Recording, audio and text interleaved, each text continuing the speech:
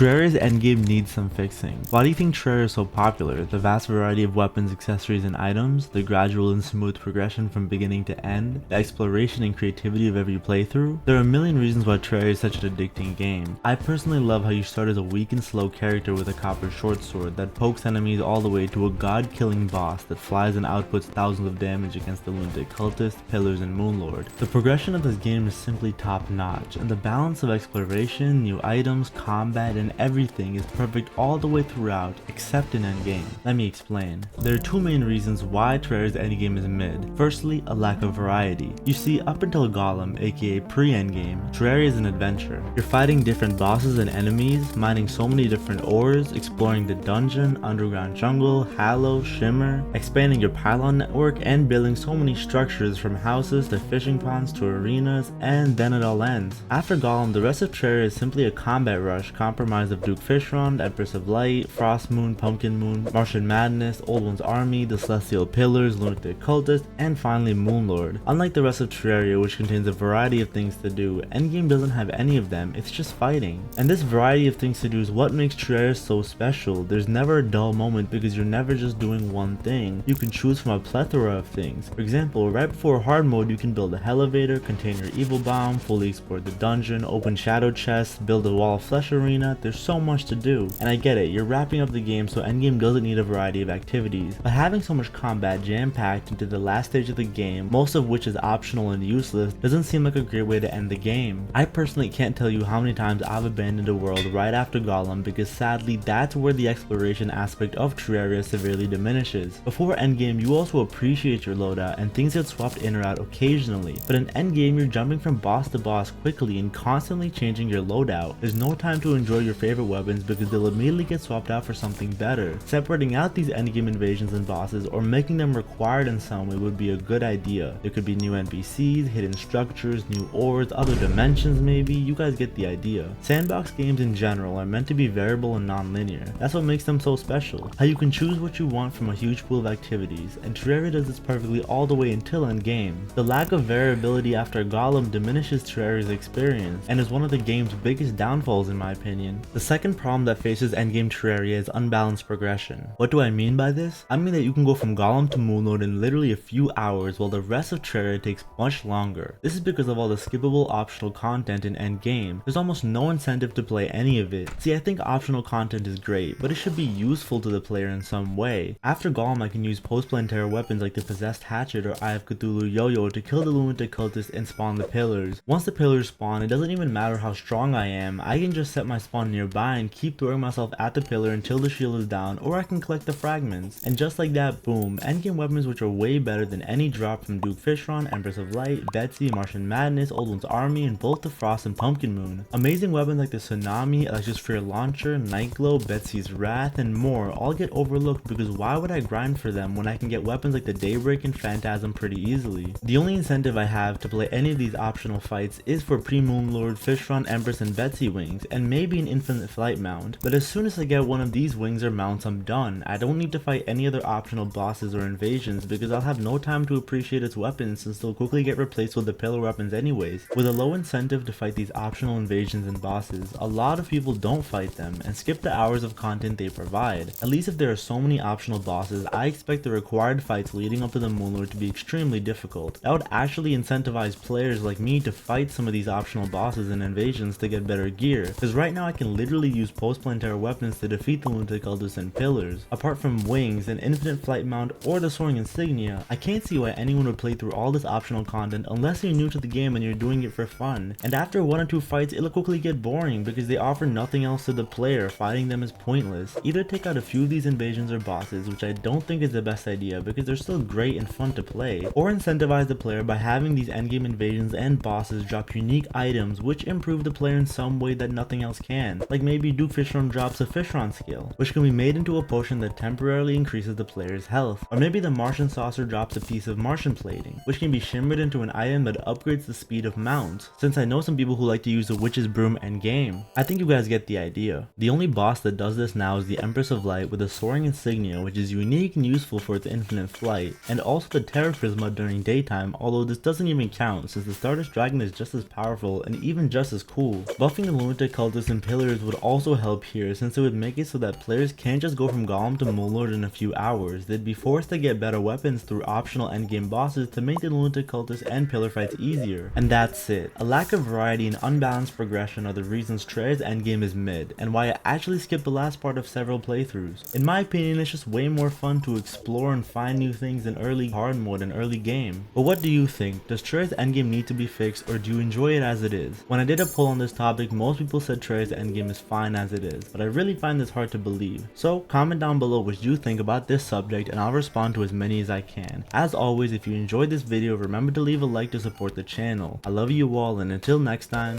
peace.